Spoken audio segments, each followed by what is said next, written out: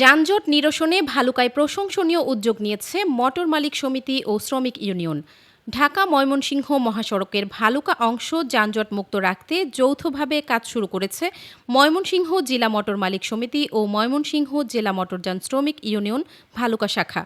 ব্যস্ততম এই মহাসড়কে অবৈধ পার্কিং, যত্রতত্র যাত্রী ওঠানামা এবং অটোরিকশার বিশৃঙ্খল চলাচলের কারণে প্রায়ই তীব্র যানজটের সৃষ্টি হতো। এই ভোগান্তি দূর করতে ভালুকা বাসস্ট্যান্ড সহ গুরুত্বপূর্ণ পয়েন্টগুলোতে দুই সংগঠনের উদ্যোগে বিশেষ তদারকি টিম কাজ করছে। চালকদের নিয়ম মেনে গাড়ি চালানো এবং মহাসড়কের ওপর অবৈধভাবে কোনো গাড়ি বা দোকানপাট বসতে না দেওয়ার বিষয়ে কঠোর নজরদারি রাখা হচ্ছে। নেতৃবৃন্দ জানান, প্রশাসনকে সহায়তা করে যাত্রীদের নিরাপদ ও ভোগান্তিমুক্ত যাতায়াত নিশ্চিত করতেই এই যৌথ উদ্যোগ নেওয়া হয়েছে। স্থানীয় সচেতন মহল, মালিক ও শ্রমিকদের এই প্রশংসনীয় উদ্যোগকে সাধুবাদ জানিয়েছেন।